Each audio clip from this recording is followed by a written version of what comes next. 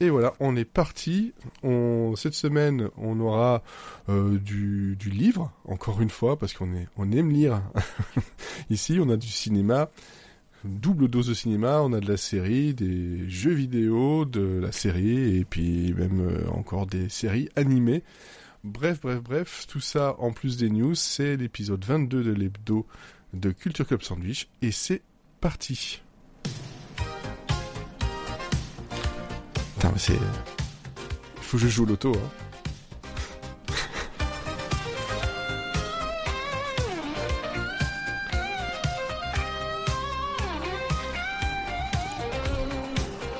Et si vous êtes sage, je vous expliquerai ce qu'est un voxel.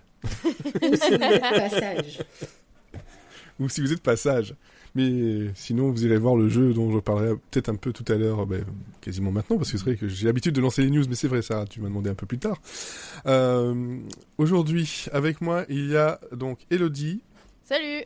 Sarah. Hello. Olivier. Salut. Et Florian. Oula. Qui est un... Oui, j'ai le i qui était bouffé. On t'a mangé un i, là. On m'a mangé un i, qui était en fait un malabar tout rose avec un t-shirt jaune, si je me souviens bien. Ouais, je vois Florian d'une autre manière maintenant. Ah, tu vois. Et c'est gonflé en plus. C'est gonflé. Donc justement ici, par rapport à d'habitude, les news on les fera un peu plus tard. Donc on commence avec mon récap de ma semaine. Et mon récap de ma semaine, il est sous le signe des jeux vidéo, et beaucoup de jeux vidéo, et des jeux vidéo parfois un peu bizarres. Hein. Dernièrement, on est donc le 17 février et est sorti sur itch.io. Il suffit de taper le titre dans Google et vous le trouverez. Twin Peaks Into the Night, qui est un jeu hommage à Twin Peaks, donc la saison 1 et 2. Je mourrais d'envie de savoir ce que c'était, et effectivement c'est lié à Twin Peaks. Ah, totalement lié à Twin Peaks. Ce n'est pas sous licence, ils le disent bien, ils ne peuvent pas le commercialiser, c'est juste un hommage. Il y a ni Lynch ni Frost sont liés à ce jeu-là. Et c'est juste que CBS ne va pas les attaquer en justice. Vu qu'ils ne font pas de commerce, c'est déjà un peu se mettre un peu en protection. Après, on verra. En tout cas, ça fait déjà un moment que le projet tourne, et ici, en fait, on est devant un jeu qui est sur PC, qui est en français et en anglais, qui utilise une esthétique. Attention, je suis désolé, ce sera pas des voxels. Hein. Mais vous vous souvenez de la PlayStation 1 ? Ah ouais, c'est exactement ça. Non. De Resident Evil 1 ? Oui. Oui, voilà, exemple. Oui. Par exemple, imagine, J'adore. toi, le style graphique. J'aime beaucoup. Voilà, en fait, il y a une trend depuis quelques années qui s'appelle les Haunted PS, donc les jeux hantés de la PlayStation. Et en fait, c'est comme s'ils avaient retrouvé une malle pleine de jeux PlayStation qui sont jamais vraiment sortis. C'est génial parce qu'en fait, au cinéma, on a des fan footage où il y a des faux, il y a des fausses archives qui sont retrouvées. Là, c'est des faux jeux qui ont été faits à l'époque, mais qu'on retrouve bien plus tard. Voilà, et il y en a plein. En fait, c'est une esthétique qui est très très en vogue actuellement, où en gros on reprend le style de la PlayStation 1 avec le grain, etc. Et ici, on est sur un jeu qui reprend mot pour mot en fait les premiers épisodes de Twin Peaks, avec vous jouez justement le rôle de Dale Cooper, et un peu à la façon d'un Resident Evil, avec des discours un peu, on parle avec certains personnages bien connus, on a même droit au générique avec beaucoup de brouillard, et on a même droit au générique complet fait en images 3D façon PlayStation, donc c'est quand même un travail de fou. Parce qu'en fait, le brouillard à l'époque dans Resident Evil, c'était juste qu'il n'y avait pas de moyens, donc il n'y avait pas moyen de faire des super décors et tout, donc on avait foutu du brouillard, quoi. Mais en vrai, c'est ce qui fait le sel du jeu, mais en fait, c'était juste par manque de moyens. C'est ça. Et alors, le jeu tourne sous Linux, Mac et Windows. Ça prend un petit 500 mégas. On peut y jouer à la manette, bien entendu. C'est totalement gratuit. Et derrière, on a une équipe qui s'appelle la Blue Rose Team. Donc voilà, c'est vraiment un truc qui, tout comme le jeu qui avait un jeu prévu point and click Seinfeld, qui pour l'instant est plus ou moins moribond, c'est voilà, il y a des jeux comme ça qui sortent basés sur des séries et de nulle part, faits par des fans, et le boulot il est juste gigantesque.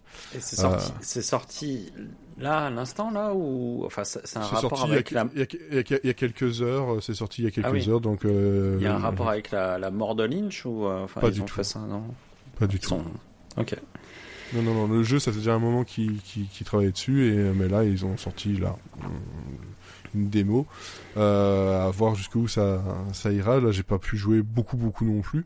Mais bon, ça, ils travaillent dessus depuis, je crois, c'est depuis 2 ans, depuis 2023, donc ça fait un petit moment. Sinon, des jeux un peu moins bizarres et toujours en démo, mais je fais pas que des démos, hein, je le précise. Le gars a pas de thune, donc il fait que des démos. Ouais, quand tu sauras quand tu sauras le jeu juste après que je parle, il est pas très cher non plus, je crois qu'il est à 5 euros. Il y a des fois où les fins de mois sont difficiles, hein. Les fins de mois sont difficiles, effectivement.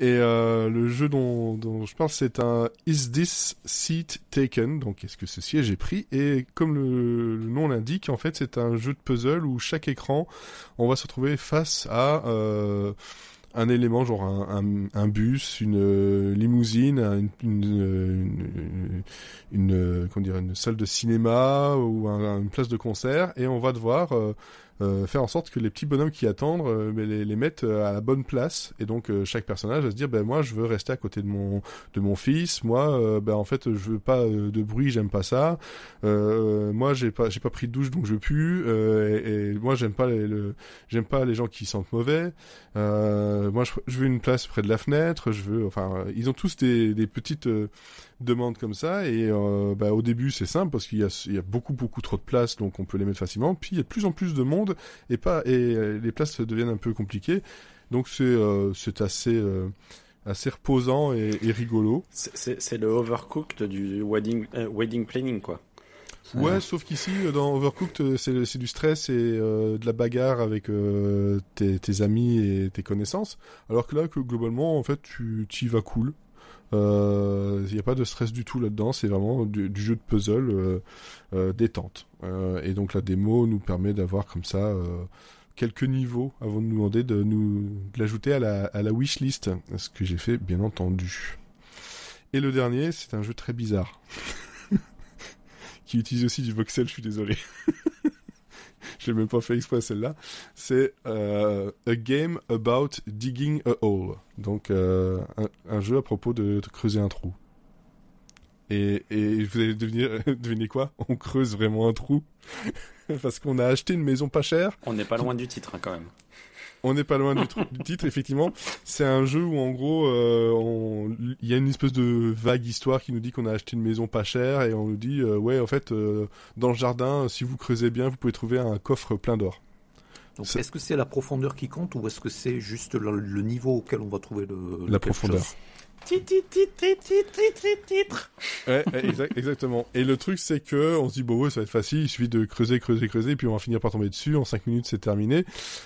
Ça peut se terminer très vite, ce jeu-là, sauf que, en fait, t'as un outil qui a une batterie, toi, tu as de la fatigue à gérer, tu as des possibilités d'évolution, donc dès que tu trouves des pierres, en fait, les pierres, elles vont dans ton inventaire, mais tu peux pas remplir ton inventaire à l'infini, donc tu vas vendre ces pierres-là qui vont te donner de l'argent, qui vont te donner du temps en plus, de l'énergie, donc t'as un côté gestion sur un truc tout con, où en fait, on dit, creuse un trou et trouve un trésor, et en fait, j'ai perdu pas mal de temps là-dedans. Mais ça coûtait 5 €, ça avait l'air rigolo, donc moi je vous le conseille. Ils peuvent reprendre le principe en fait et faire un jeu vidéo hommage à la Bréa. Ouais, pourquoi pas, ou juste le faire dans Minecraft encore une fois. Mais voilà, c'est principalement ça que j'ai fait cette semaine. J'ai écouté de la musique et tout ça, mais bon voilà, ça c'est ce que j'ai retenu, et de quoi jouer sur PC. À pas cher, en tout cas pour l'instant. Et puis il y a d'autres trucs qui arrivent, mais j'ai pas encore eu le temps de les lancer. Voilà. Je suppose que un jeu qui parle de creuser un trou, ça intéresse personne, même pas Elodie. Ah mais attends, mais ce jeu, il est partout sur Twitch, il est fascinant, hein. Tout le monde y joue en ce moment. Oui, moi je suis tombé dessus parce qu'il m'a envoyé un mail, j'avais même pas encore vu si c'était sur Twitch, je fais « Ah ouais ». J'ai vraiment fait « Ah ouais ». Puis j'ai vu le prix, je fais « Bon ok, ouais ». Oui. Bah après, tu passes une soirée, quoi. Après. Ouais, bah, pour 5 euros, ça va, c'est pas un gros investissement. Oui, ça coûte moins cher que le ciné. Oui, ça, c'est sûr, c'est sûr. On va passer du coup à toi, et je vais inverser ça parce que justement, on a dû inverser les choses. À toi, Florian. Moi Oui, en parlant de ciné justement, parce que transition toute trouvée. Ah, il voulait pas. Mais c'est pas que je voulais pas, c'est que je pensais qu'on faisait mon récap d'abord. Non, je l'ai inversé parce que sinon ça fait récap plus récap. Ok, et oui, on va parler ciné, y a pas de souci. Voilà, et puis j'ai vu que c'était des personnages assez sympathiques. Oui, ils sont très sympathiques, ils sont un tout petit peu vieux, mais en fait, ils les font pas. Ils s'appellent Daffy Duck et Porky Pig. Comme moi. Hein. Voilà. Tu t'appelles Daffy Duck et Porky Pig? Merde, je crois que tu t'appelais Olivier. Non, je suis vieux, mais je le fais pas. Ah, ouais, c'est vrai. Ça le fait. Tout ça, c'est dans la tête. Mais j'ai un côté un peu Porky Pig, ouais. Sans le bégaiement. Des fois, quand même, si. Bon, parle-nous du film, s'il te plaît. Donc ça s'appelle Daffy et Porky sauvent le monde, en fait, ce qui n'est pas un point commun avec Olivier. C'est un film de Looney Tunes qui a été mis en branle en 2021. Désolé pour le... Voilà, j'avais pas d'autres mots, donc il a été élaboré, il a été mis en chantier en 2021. Donc le titre, ce sera Daffy et Porky se mettent en branle. Voilà, alors, c'est sûr. Non, même pire, on met en branle Daffy et Porky. Ah, ok. Deal. Du coup, c'est un film qui a été d'abord commandé pour HBO Max, qui ensuite a été transformé en Max sous nos yeux ébahis. Et ça a été ça devait faire suite à la série de courts-métrages Looney Tunes Cartoons qui a été lancé en grande fanfare, donc en plein confinement déjà en mai 2020 pour le lancement de Max aux États-Unis. Donc entre 2020 et 2023, il y a eu 6 saisons en fait de environ 80-90 épisodes qui ont été diffusés. J'ai déjà eu l'occasion d'en parler en fait dans le cadre de ce podcast. C'est une réussite à mon sens qui est absolument époustouflante.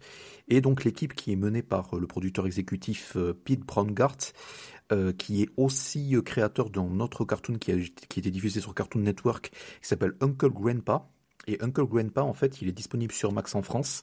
Donc j'en parle aussi pour ça, si vous voulez un peu savoir ce qu'il a fait avant. C'est un bon gros délire. Et c'était une énorme réussite aussi parce que pendant... il se focalisait et il réussissait énormément de choses en se basant sur les caractéristiques et un tout petit peu sur la façon de faire les Looney Tunes des années 30 et 40, donc moins les Chuck Jones des années 50 et 60, qui sont vraiment très connus de beaucoup. Il y avait des cartoons de Titi et Gros Minet, mais dans l'ensemble, l'équipe en fait de Looney Tunes Cartoons s'est vraiment focalisée sur la période, Bob Clampett, sur vraiment les tout premiers, les 5 premières années des Looney Tunes, et on fait pas mal de courts-métrages, vraiment avec une énorme inspiration sur ça. Et ce que je me suis rendu compte, en fait, un peu à mon corps défendant, parce que voilà, quand j'étais petit, c'était pas forcément c'était pas forcément parmi mes cartoons préférés. Ils ont fait, ah bon, je déconne, ils ont fait énormément, à peu près, peut-être en 8e des cartoons qu'ils ont fait dans Looney Tunes Cartoons concernent Daffy et Porky, ouais. Qui étaient vraiment et c'est vraiment un duo super bien assorti qui peut faire en fait des choses qui sont très très screwball comédie en fait, qui sont très très dans l'esprit même des comédies américaines, en prise de vue réelle des années 30-40. C'est vraiment des personnages, c'est vraiment un duo comique vraiment assez classique en fait, avec énormément de potentiel. Et je pense que Braungart et toute son équipe, au fur et à mesure, en fait, sont vraiment tombés amoureux de raconter des histoires autour de Daffy et Porky. Et ce qui a débouché sur donc ce film qui a été, je crois, annoncé en 2021-2022 à Annecy, vraiment en pas beaucoup de fanfare en fait, comme à peu près toute la promo des Looney Tunes Cartoons en fait, qui ont été diffusés sur Boomerang ici, mais Max aux États-Unis les sortait un peu par vague. La dernière vague est sortie en plein été 2023, vraiment un peu n'importe comment. Donc ça a été vraiment bazardé n'importe comment. pour des raisons que même moi, en tant que personne qui essaie de suivre un peu les actualités des studios Warner et un tout petit peu des Looney Tunes, même moi j'ai du mal à comprendre en fait comment ça a pu être bazardé à ce point. En tout cas, il y a la bonne nouvelle qui est que donc ce long métrage avec Daffy et Porky qui s'appelle The Day of the Earth Blew Up, qui était destiné à Max, ils ont décidé de le sortir en salle, à ceci près que c'était pas Warner directement qui allait les sortir en salle, mais ils allaient les confier à un distributeur pour que ça soit distribué par d'autres personnes dans le monde, donc pas sous égide de Warner. Donc il y a eu un tout petit peu de temps entre la sortie originale, donc c'est sorti, je crois que c'est sorti ce printemps ou cet automne, où ça s'apprête à sortir aux États-Unis. Mais ça a commencé à sortir depuis l'été dernier un tout petit peu partout dans le monde, parce que ça a été refourgué en plein de distributeurs, donc en Russie, en Suisse, en Allemagne, un tout petit peu partout. Et en France, c'est le Pacte que je connais moins en fait pour distribuer de l'animation, beaucoup plus pour distribuer des films d'art et d'essai, qui a vraiment parié sur ça. Oui, c'est ce que j'allais dire, c'est que c'est étonnant, on ne s'attend pas à avoir le Pacte, quoi. Ouais, et du coup, ils ont mis le grappin sur le film, ils l'ont traduit en Daffy et Porky sauvent le monde. Dans l'AVF, on retrouve Friend of the Show, Michel Mella, en tant que, je crois que c'est lui qui fait Porky Pig, la voix de Porky. Oui. La voix de Daffy, j'oublie son nom, mais peut-être tu vas me le dire, Fred. Non, voilà. J'ai bien essayé. Je vais nager. Je prends mes grosses rames. Je sors mes grandes voiles. Et en VO, on a des voix qui sont... Bon, c'était pas celle de Eric Boza. En tout cas, c'est un casting vocal qui est très très talentueux. Vous irez le chercher sur Google, désolé. Et là, c'est sorti. Alors, j'aurais jamais dit que c'était Emmanuel Garigeau, mais apparemment c'est Emmanuel Garigeau. C'est Emmanuel Garigeau. Merci, voilà. Merci le chat. Et du coup, c'est sorti la semaine dernière sur les écrans. Une grosse majorité en VF. Moi, j'ai été le voir en VO sur les quelques séances qui restaient. Tout simplement pas parce que je suis anti-VF, mais parce que personnellement, j'ai extrêmement... Les Looney Tunes, en fait, sont vraiment... Je connais beaucoup plus les Looney Tunes, en fait, que l'intégralité de mes connaissances en cinéma. Donc, c'est pour dire que, voilà, j'ai une connaissance, je pense, encyclopédique de la franchise. Et vraiment, j'avais extrêmement peur de pas rire en VF. C'est pour ça que, voilà, j'ai été le voir en VOST, parce que, voilà, j'avais aussi la référence vocale des voix en VO, puisque j'ai vu tous les Looney Tunes cartoons en VO. Et vraiment, j'ai passé un moment absolument fantastique. Et c'est vraiment, enfin, je dis pas que c'est une de mes séances de l'année, mais c'est littéralement tout ce que on peut, tout le potentiel en fait des Looney Tunes, de l'animation 2D, des gags, de l'absurde, de la comédie vraiment old fashion en fait, vraiment, vraiment, c'est vraiment de la comédie très très basique telle qu'elle existait dans les années 30 et 40. Tellement de choses fonctionnent dans ce film que ça en donne le tournis. C'est aussi une séance très très douce amère, parce que je sentais en fait au fur et à mesure que la séance évoluait que je pense que ça a été le chant du cygne, parce que c'est toute l'équipe de Looney Tunes Cartoons en fait qui a mis la main à la pâte pour écrire ce film, pour designer ce film, etc. C'est vraiment une prolongation en fait de tout le travail qui a été entrepris avec les Looney Tunes Cartoons, mais sur grand écran, avec un son 5.1 qui défonce, avec des explosions, avec de l'action, etc. Donc il y a... Et ce qui est très très doux amer, c'est que c'était vraiment le chant du cygne, et c'était vraiment... je pense qu'ils ont voulu aussi faire une déclaration ultime de ce que les Looney Tunes représentent à leurs yeux. Donc il y a plein de fois où on entend, au moment où on s'y attend le moins, le thème des Looney Tunes. On entend 2 ou 3 thèmes qui sont utilisés énormément dans les cartoons, vraiment de manière très très inopinée. L'histoire, c'est donc Daffy et Porky qui, suite au crash d'un vaisseau alien en fait dans leur toit, perdent leur maison, et pour couvrir les travaux de leur toit, se mettent à devoir travailler dans une usine de chewing-gum, où ils vont rencontrer Petunia Pig. Alors Petunia Pig en fait, qui est personnage assez peu connu, mais qui existait déjà dans les Looney Tunes et qui a été pas mal utilisé dans les Looney Tunes Cartoons, en fait. Donc, c'est encore une fois, c'était aussi pour équilibrer, en fait, l'absence de personnages féminins, en fait, au sein des Looney Tunes historiques. Donc, on a ramené Petunia Pig, en fait, aussi pour lui faire quelques courts-métrages et avoir quelques histoires en scène. Donc, il y a un côté aussi rom-com, en fait, entre Porky Pig et Petunia Pig, qui était quasiment pas exploité dans les Looney Tunes originaux. Et donc ce trio, donc Daffy, Porky, Pétunia, va se trouver donc face à face avec une invasion alien à partir de Chewing Gum. D'où Malabar Yanamar, si vous voyez sur le chat. Voilà, c'est une référence directe au film.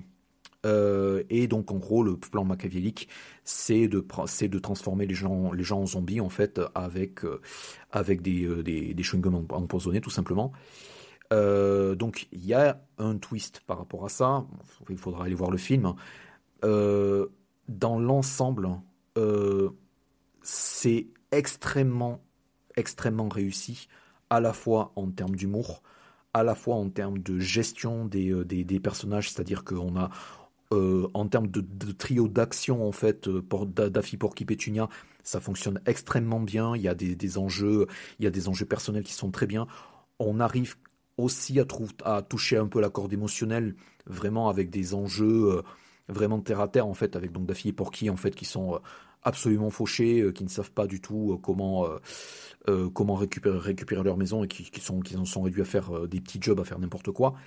Et il y a aussi un enjeu où on invente un tout petit peu une backstory, où en fait, dans cette version du film, Porky et Daffy, en fait, ont grandi ensemble et ont été adoptés par un fermier. Donc il y a aussi des gags par rapport à ça qui sont assez géniaux. Et en termes d'inventivité, c'est absolument brillant. Et en termes de référentiel, en termes de référence à tous les films d'horreur et tous les films de catastrophe qui peuvent exister, c'est vraiment un festival. Donc il y a des excellentes références à la fois à The Blob, à la fois à The Thing, à la fois à Alien, à la fois à Planète Interdite, à la fois à plein à Armageddon aussi dans le final. Il y a énormément de références. Si on ne les capte pas, c'est vraiment pas grave parce que l'histoire se tient à elle-même, comme n'importe quel vraiment long métrage comique devrait le faire, c'est-à-dire qu'il y a plusieurs niveaux de lecture. Si les gens n'ont pas la ref, ils peuvent quand même se marrer aux vannes, donc personne n'est laissé de côté. Et l'autre chose qui est vraiment excellente, c'est, je vais pas spoiler, mais les utilisations et de titres pop rock des années 80 et 90 sont absolument, enfin il y a deux utilisations de chansons que j'avais absolument pas vu venir, qui m'ont absolument foutu au sol de rire. Donc voilà, c'est vraiment quelque chose de recommandé parce que je pense que les Looney Tunes au cinéma devraient exister, l'animation au cinéma et les histoires, on va dire, qui visent vraiment sur le divertissement, sur le rythme, sur les dialogues au cordeau, à ce niveau-là artistique, devraient exister dans le cinéma d'animation, américain. Et donc voilà, je peux que vous encourager d'aller le voir, tout simplement parce que je sais pas si on aura un long métrage de cet acabit si tôt au cinéma.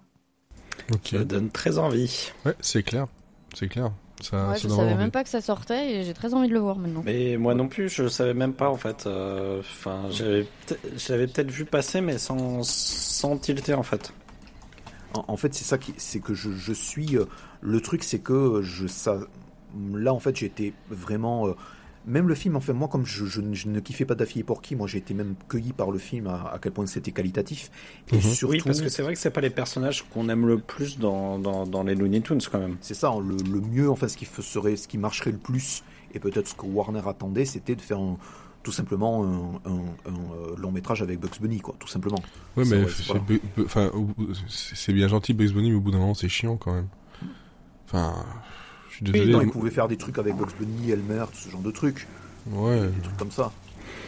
Mais non, ça aurait été, voilà, créativement, enfin, au niveau business, en fait, je pense qu'ils auraient eu moins de soucis à le faire. Ouais. Et ça vient surtout après une vingtaine d'années où, en fait, les Looney Tunes, en fait, ont été sabordés à gauche, à droite. Donc, je suis pas...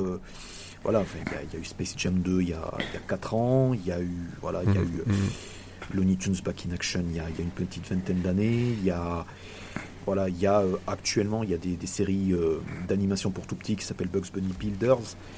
Je suis pas contre Bugs Bunny Builders, mais moi je suis contre le fait que on n'ait pas 200 épisodes de Looney Tunes Cartoons en fait. On n'est pas vraiment Voilà quoi. Moi je suis pas contre les Coca-Cola au goût framboise en fait, mais tant qu'on me sert du Coca-Cola saveur originale. Et là c'est un tout petit peu la même chose avec les Looney Tunes quoi. Voilà. Ouais, j'essaierai de trouver une séance ce week-end. Il y a quelques salles qui le diffusent ici. J'ai trouvé le temps d'aller voir ça parce que ça me donne bien envie. Elodie, de ton côté, on retourne encore dans les livres. Ouais. Je crois que. Mais qu'est-ce qu'elle lit? C'est fou. La prochaine fois, ce sera pas un livre. Mais là, ouais, j'ai fait. Je sais pas. Bah, j'ai une très bonne médiathèque. J'ai une très bonne médiathèque bien fournie, donc du coup, je lis pas mal. Et ça, c'est cool. Allez dans vos médiathèques. Oui, si tu veux. Je sais pas. J'ai tourné la tête, je l'avais aussi. Ce qui compte, c'est la profondeur de la médiathèque. Allez. Bon. Eh bien, et puis comment je vais enchaîner avec ça qui est pas du tout joyeux. Des fois, je lis des romans qui arrivent un peu comme un uppercut. C'est pas forcément parce que c'est un roman qui est très bruyant ou spectaculaire, mais parce que il touche là où vous y attendiez pas. Et là, je pense que... Alors, l'année ne fait que commencer, certes, mais pour l'instant, c'est le meilleur truc que j'ai lu cette année. Et malheureusement, ça se lit très vite. C'est Une joie féroce de Sorge Chalandon. Et c'est un roman qui a été publié en 2019. Oui, là, je suis en retard, je recommande des trucs de 2019. M'en fous. C'est un mélange de drame, de résilience. Commence à avoir l'habitude, hein. C'est vrai, sinon vous seriez déçus. Je vous recommande un livre de 1856. Les pages se décrochent tellement il est vieux. Oui, un mélange de drame, de résilience et surtout d'amitié. Si vous cherchez une histoire poignante et surprenante, restez avec moi parce que ce livre mérite vraiment qu'on en parle. Pour vous résumer un peu l'histoire, c'est celle de Jeanne, libraire à Paris, qui voit sa vie basculer lorsqu'on lui diagnostique un cancer du sein. Et ça va pas juste être une maladie qu'elle affronte, c'est vraiment un séisme personnel, une remise en question de tout ce qu'elle croyait être. Et à travers cette épreuve, Jeanne se rapproche de 3 femmes qui, comme elle, se battent pour plusieurs d'entre elles contre un cancer aussi. C'est comme ça qu'elles vont se rencontrer, mais pas que. Et à travers cette épreuve, Jeanne va se redécouvrir et elle va aussi, grâce à ces rencontres, se découvrir une nouvelle amitié, une sororité féroce et inattendue. Et ensemble, elles vont décider de prendre leur destin en main, quitte à défier les règles. Parce que je ne veux pas vous spoiler et je ne peux pas du coup vous raconter vraiment l'événement majeur de ce roman parce que ça serait vraiment divulgaché. Pour vous situer, donc l'histoire se déroule dans un Paris contemporain. On n'a pas de date, mais c'est plus ou moins notre époque, quoi.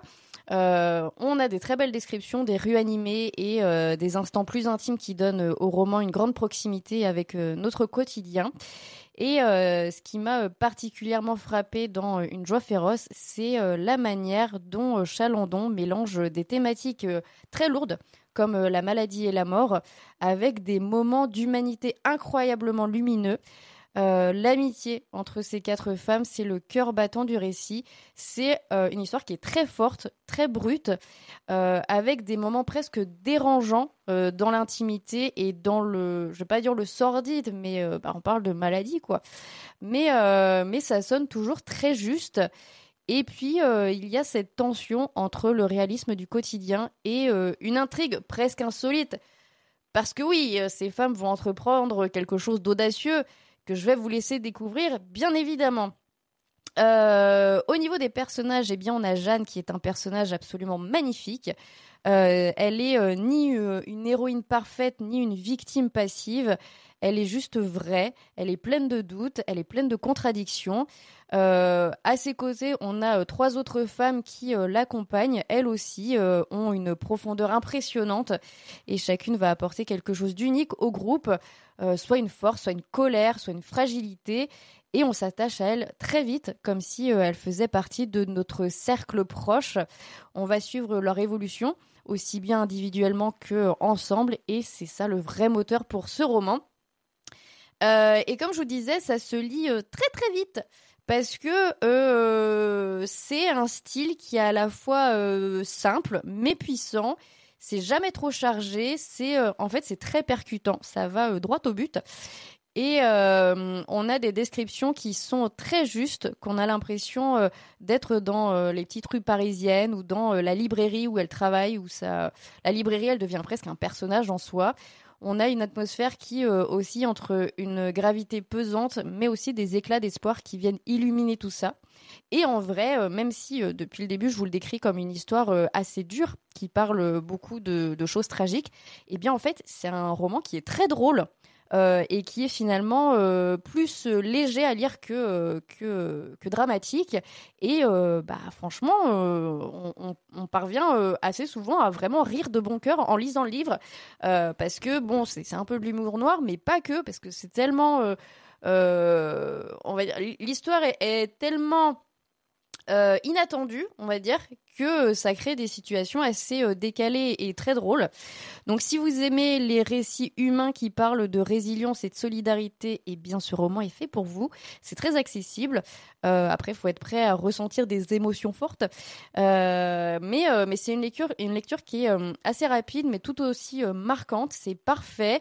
Et c'est vraiment une expérience. Ça vous fait réfléchir sur le courage, sur l'importance de s'entourer des bonnes personnes quand vous traversez des moments difficiles, et aussi sur cette petite étincelle de rébellion qu'on a tous en nous. On en sort un petit peu chamboulé quand même, mais il y a aussi un sentiment de réconfort à la fin du roman. Donc en résumé, voilà, c'est un roman qui vous embarque, ça remue, ça inspire, ça sait trouver les mots justes pour parler de ce qui fait mal, mais ça laisse aussi une place immense à ce qui nous fait tenir debout. Donc franchement, foncez. Vous me direz ce que vous en avez pensé, mais c'est vraiment un roman extraordinaire. C'est beau ce que tu dis. Oh là là. C'est tout ce Ça que j'ai fait à 2 dire. semaines de suite qu'elle lit des trucs super beaux, quoi. Ouais. C'est... Ça fait la façon dont tu dis, ça fait un peu genre. Avant, C'est par vrai. contre. C'est vrai. C'est-à-dire que ça fait plusieurs semaines d'affilée que je vous parle pas de trucs complètement sordides non plus. C'est ça. en C'est fait, vrai pour aussi. ça. C'est pour ça. Et je regarde, mais parce que j'écris à l'avance mes petites recommandations, je vous jure que dans tout ce que j'ai écrit après, il n'y a rien de sordide. Oh, bah c'est fou. Mais qu'est-ce qui se passe? C'est la vieillesse. Mais non, mais c'est le hasard, parce que franchement, je choisis pas à l'avance ce que je vais lire. Je vais à la médiathèque, je prends le premier qui vient. Et... Ouais, c'est ça, c'est comme moi ici, à chaque fois que j'ai mon crédit sur Audible, je sais pas ce que je vais écouter, puis au hasard, je fais « Oh bah tiens, le dernier de Chatham ». C'est beaucoup moins léger. Ah Mais j'adore Chatham. Prime Time, là j'en suis à un tiers, je pense que ça sera peut-être une reco à un moment donné. Voilà. Voilà, on verra jusqu'au bout si la fin ne me déçoit pas. C'est toujours le problème avec ce genre de roman, c'est que c'est bien, Ouais. puis la fin, catastrophe, ça se prend les pieds dans les câbles. On va passer à toi, Olivier, avec ton récap de ta semaine. Oui, alors moi cette semaine je suis allé au cinéma, j'ai vu 2 films, un dont je vais vous parler en reco, mais le premier film que j'ai vu c'est Prima Vita, et qui est un film italien de Francesca Comencini, qui est un film franco-italien d'ailleurs, puisqu'il a été coproduit par pas mal d'instances en France, et qui a été une petite déception pour moi, parce que j'étais très attiré par le pitch, qui est en fait, en gros, c'est un film très autobiographique de Francesca Comencini, qui parle de la relation qu'elle a eue avec son père, Luigi Comencini, qui est un des grands réalisateurs italiens, notamment de comédie. Et du coup, elle raconte son enfance, et le moment où elle a eu le moment en fait de bascule où elle a décidé de devenir réalisatrice et en fait je suis un peu déçu parce que si le début est assez joyeux, est assez comment dire assez poétique. Il y a presque quelque chose de félinien dans la manière dont elle raconte son histoire.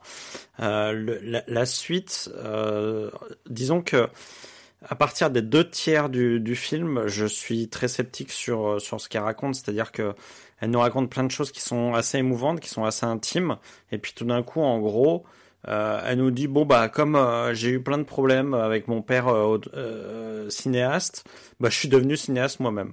Donc en gros, ça fait il y a un peu un discours de nepo baby qui dit bon bah voilà, mon père était cinéaste, j'avais peur de pas être à sa hauteur, du coup je suis quand même devenu cinéaste. Bon, disons que par rapport à tous les gens qui ont beaucoup de talent et qui n'ont pas réussi à devenir cinéaste, ça fait un peu style on devient cinéaste comme on veut quoi. Donc il y a quelque chose là-dedans qui m'a gêné un petit peu sur la fin et qui je trouve gâche le côté intime et le côté presque magique du début du film. Voilà, donc c'est un film qui m'a plu sur je dirais sur 2/3 et dont le dernier tiers vraiment m'a un petit peu agacé et je me suis dit ouais en fait t'es quand même une gosse de privilégié et tu t'en rends pas forcément compte quoi. Donc voilà. Donc pour Prima la Vita. Sinon j'ai vu j'ai fini pas mal de séries ces derniers temps. Donc j'ai terminé mon rewatch de Buffy. Donc voilà, c'est toujours un grand plaisir de revoir Buffy et vraiment enfin je vous en parlais il y a pas très longtemps, ça n'a pas pris une ride, c'est toujours aussi fort et tout. Enfin j'ai redécouvert des choses, c'était vraiment chouette. Donc typiquement le genre de série qu'il faut se faire régulièrement parce qu'on découvre toujours des belles choses. Mais surtout, j'ai vu la saison 2 de Mo. dont tu nous as parlé la semaine dernière. Ouais, j'avais vu, je crois, 2 ou 3 épisodes la semaine dernière et j'ai fini la saison et la saison, vraiment la fin de saison est totalement à la hauteur de ce dont je vous parlais la semaine dernière. En gros, Mo va pouvoir revenir chez lui en Palestine, enfin du moins aux racines de sa famille. Et ça nous livre un dernier épisode qui est d'une force, d'une beauté et d'une tendresse et d'une simplicité que pas grand monde est capable d'écrire quoi. Je trouve que cette série sur l'ensemble de ces 2 saisons est pas loin d'être parfaite. Je trouve qu'il trouve toujours le bon ton, les bonnes situations, qui réussit toujours à faire progresser son récit, qui réussit à mêler à la fois le côté autobiographique et le côté fictionnel d'une manière qui est absolument incroyable. Il arrive à mêler la comédie, la nostalgie, la mélancolie, le drame dans un récit qui est totalement fou en fait, parce que il y a rien qui est totalement réaliste, mais en même temps on y croit à fond. On sait que ça correspond à un écho de sa propre réalité. Et vraiment, enfin, moi j'ai fini le dernier épisode en larmes parce que c'est très très beau ce qu'il raconte. C'est très beau et en même temps il arrive à le désamorcer tout le temps par la comédie, par les situations qu'il adopte. et ça donne encore plus de force à l'émotion qu'il crée. Et vraiment, c'est une très très très belle série. Je trouve que, je le disais déjà la semaine dernière, c'est improbable que cette série ne soit pas plus commentée, plus vue, plus en tout cas en France. Je sais pas comment ça se passe aux États-Unis, mais dans tout ce catalogue de séries Netflix un petit peu formaté, un petit peu tout pareil, Mo, c'est une petite bulle de poésie. C'est une petite bulle d'humanité et je vous encourage vraiment à regarder parce que c'est simple et en même temps ça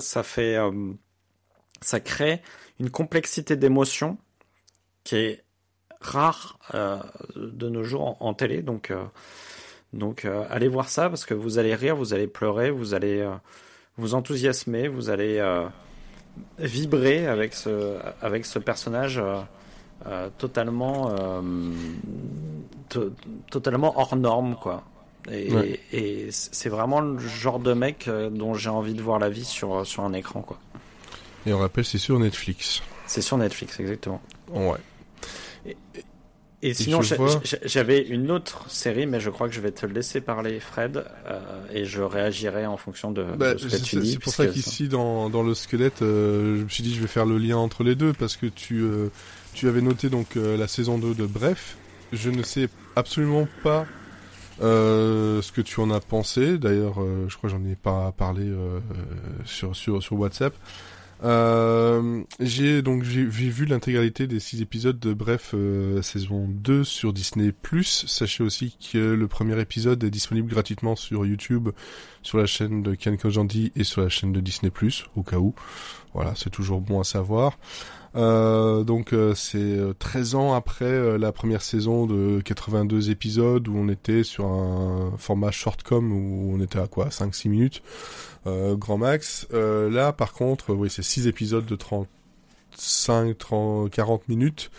Et donc on retrouve le personnage donc de Jeu, hein, voilà, c'est comme ça qu'il est nommé, qui se retrouve à 40 ans et avec faire le bilan de là où il en est, de là où il veut aller et de toutes les problématiques que cet âge-là et dans ce moment-là dans la vie peut amener. Ce qui est assez bizarre, c'est que premier truc que j'avais vu par rapport à ça niveau critique, je crois que c'était le Parisien, je crois qu'il avait dit que en gros avec ce format-là, il se perdait, la comédie n'était plus drôle, c'était du remplissage. Enfin en gros, il descendait. Je suis merde. Ah oui, t'es tombé sur la seule critique négative que. Exactement. En fait, j'ai vu celle-là passer je crois sur Blue Sky, et j'étais là, je fais bon, de toute façon on verra bien, voilà, et on avait prévu de le regarder. Et après le premier épisode, j'étais là, j'ai l'impression qu'en fait le Parisien n'a pas regardé la série. Puis au deuxième, troisième, etc. Voilà, jusqu'au 6e, on s'est regardé justement avec ma femme, on s'est dit mais en fait, ils ont rien vu, ils ont rien compris, ou enfin ils sont passés complètement à côté du truc. Ils se sont dit on passe du shortcom à un format plus long. Oui, effectivement, le format plus long, ça peut être casse-gueule en comédie, sauf que Bref, c'est pas forcément une comédie à 100% non plus. Hein. On est plutôt sur un truc un peu plus doux amer et puis j'ai vu par la suite en fait tous les commentaires qui commençaient à tomber sur les réseaux sociaux et tout le monde était assez unanime, si ce n'est quelques petits pisse vinaigre qui disent vous avez fait autre chose que regarder Bref ce week-end ou ce genre de truc, hein, voilà. Ça faisait quand même 13 ans qu'il n'y avait pas eu de trucs. C'est tombé un peu en mode surprise, hein. Si je me souviens bien, j'avais vu ça. Je voulais juste, je vais te laisser finir, mais je voulais juste le caser là. C'est probablement depuis que Disney+ a commencé à faire des séries françaises, certes, à la place c'est une série de Canal+, je pense que l'effet de surprise, l'effet de l'annoncer comme ça par surprise, avec un blitz promo, genre sur les 10 derniers jours avant la diffusion, je pense que c'est probablement le lancement de séries françaises en termes de promotion et en termes en termes de conscience que cette série va sortir, que Disney Plus ait fait de son existence. Clairement, que ce soit la série sur Karl Lagerfeld, tout va bien, etc. On n'était vraiment pas à ce level-là, quoi. Mais ça a été extrêmement réussi. Mais je pense que le premier truc que j'avais vu, c'était justement Sarah qui postait une story ou une photo sur Instagram avec dans le métro le avec la police d'écriture, le fond noir et clairement c'était le début, c'était déjà très réussi. Très réussi. Et puis en fait quand tu regardes un peu en arrière, le fait que dans Hot Ones, Ken Kojandi avait ses cheveux qui poussaient, que il a même fait une chanson là-dessus où en gros certains l'appelaient pourquoi il est devenu Gérard Jugnot ou je sais plus quoi. Je trouvais ça assez drôle et en fait tout ça était assez prévu. Je sais plus quel nom ils avaient donné au projet parce que dans le Floodcast ils en parlaient et en fait tout le monde personne ne savait ou ceux qui savaient ils étaient vraiment très proches du projet et le projet s'appelait pas Bref et ça portait un autre nom justement pour essayer de brouiller toutes les pistes et je pense qu'ils y sont excellemment bien arrivés en fait parce qu'on s'y attendait pas du tout et pour revenir à la série, moi je suis sorti des 6 épisodes avec quelque chose de magnifiquement raconté, de très nuancé, de drôle à beaucoup de moments, de surtout très poignant, très déchirant même aussi pour d'autres. Et je trouvais que toutes les métaphores étaient vraiment très très bien trouvées.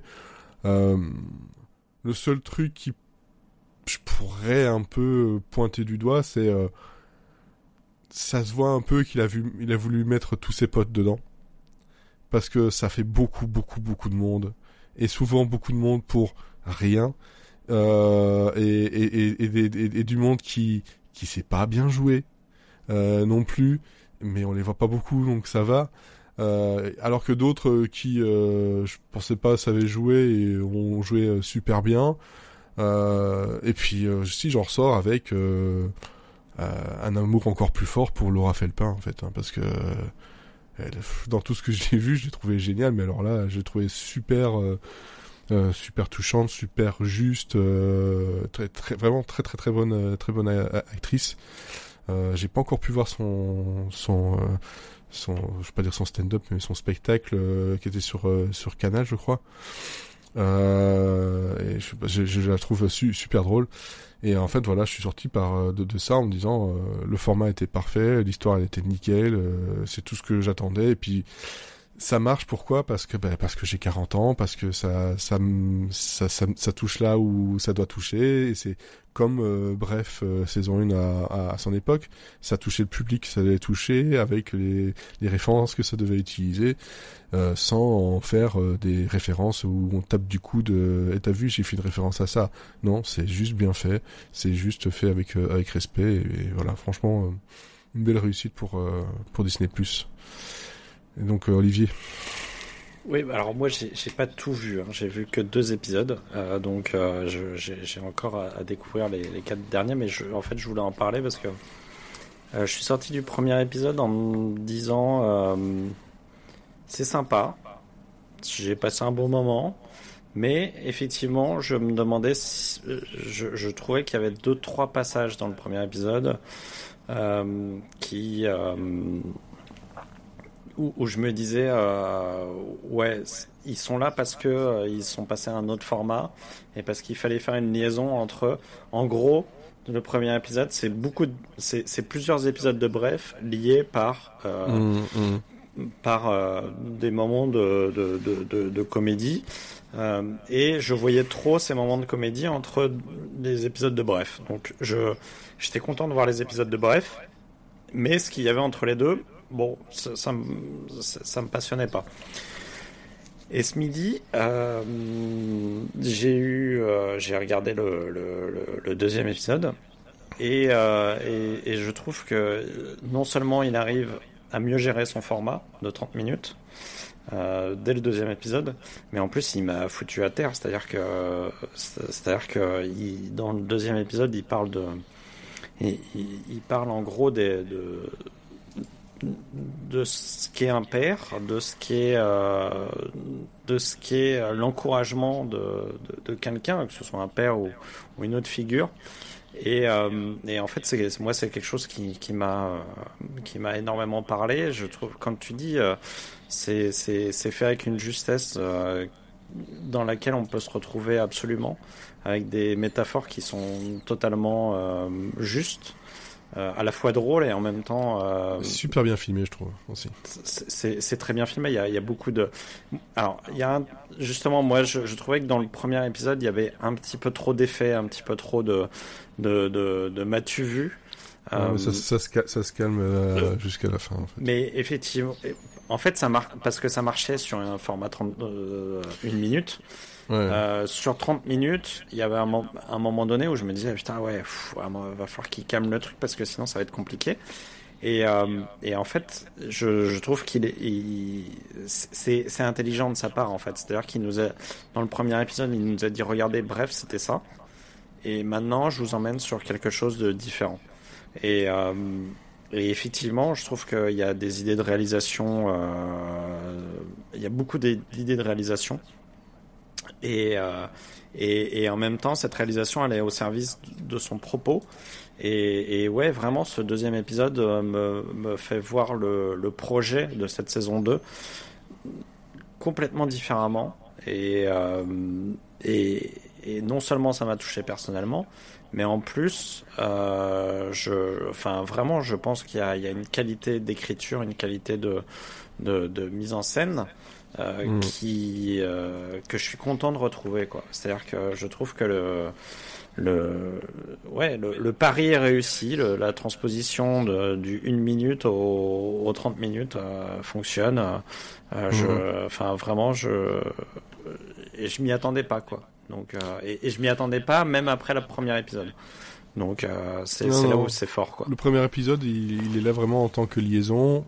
Exactement. Mettre un peu, vous êtes en zone de confort, attention maintenant en zone de confort, on s'en sort. Et en fait, sans divulgacher, le fait de ce jeu de zone de confort, de sortir de tout ça, c'est aussi un peu une partie de l'histoire qui est racontée dans ces 6 épisodes-là. Et on ne sort pas totalement indemne non plus du 5e et du 6e épisode, puisqu'ils ça peut aller chercher très dur, ça peut faire très très mal. Et ça prend pas des gants du tout. Donc voilà, faut s'y attendre. C'est quand on dit que c'est une comédie. Non, mais ça, franchement, c'est dur, mais en même temps, c'est très beau et c'est surtout très juste. Oh, moi, j'en ai marre de chialer, les gars. Franchement, j'en ai marre. C'est surtout libérateur, quoi. Ouais, c'est ça, c'est libérateur. C'est et en même temps, on se retrouve un peu dans lui. En même temps, par moment, dans le jeu, on se dit, mais en fait, c'est vraiment qu'un connard et ça va pas. Et en fait, c'est aussi tout ça, en filigrane, et même plus qu'en filigrane, l'histoire de tout. C'est en fait de se recentrer sur le jeu. Le jeu, qu'est-ce que c'est le jeu et pourquoi pas les autres. Enfin voilà, c'est vraiment métaphoriquement et poétiquement, c'est vraiment très très beau. Voilà. Et il faut pas un épisode de plus et c'est très bien. Oui, ça respire l'intelligence, tout ça. Ouais. Voilà, et donc, je sais pas, donc Elodie et Florian, vous ne l'avez pas regardé, pas commencé, je suppose. Non, pas encore. Voilà, mais en tout cas, c'est un vrai coup de cœur, personnellement. Et puis, je pense que voilà, Olivier, tu es bien parti pour que ce soit le cas aussi pour toi. On en reparlera quand on aura terminé. Oui, mais je pense que, j'ai beaucoup moins d'appréhension maintenant que ce matin. Ah oui, voilà. L'épisode 2 peut rassurer, effectivement. Après, moi, ce que je me demande, c'est en fait qu'est-ce que ça peut donner en fait pour développer les séries françaises de cet acabit sur Disney+.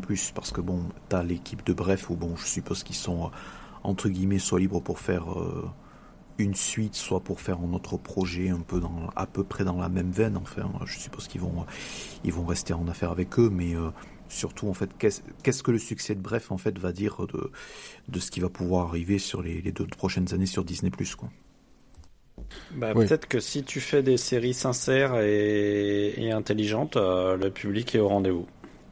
l'affaire Ousekine, c'était une série sincère et intelligente. Ah oui, il en est rien sorti. Ouais, donc, mais en fait, moi je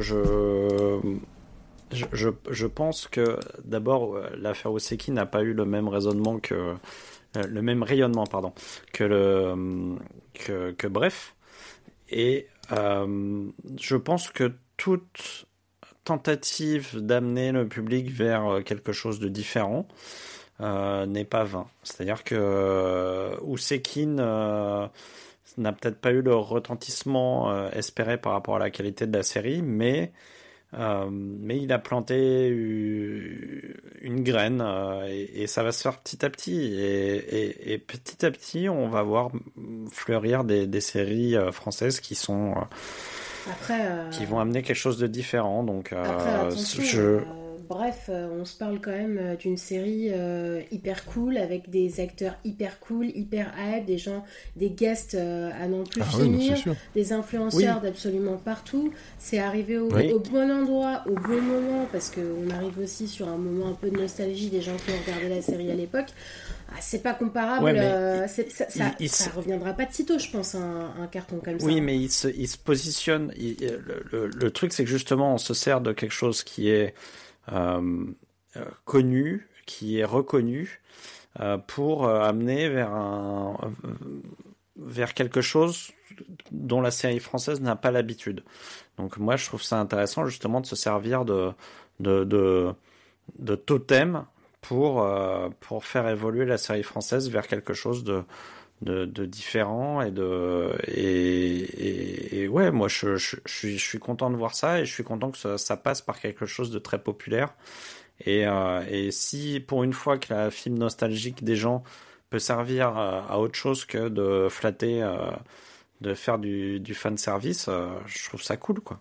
Enfin, vraiment, je trouve que c'est enthousiasmant, et en plus, d'un point de vue d'un diffuseur, je pense que ce soit le succès de Samuel, que ce soit ce succès-là, ça va, je pense, donner envie aux diffuseurs d'aller plus vers quelque chose d'intime, d'aller plus vers quelque chose de l'universel, d'aller plus vers quelque chose de...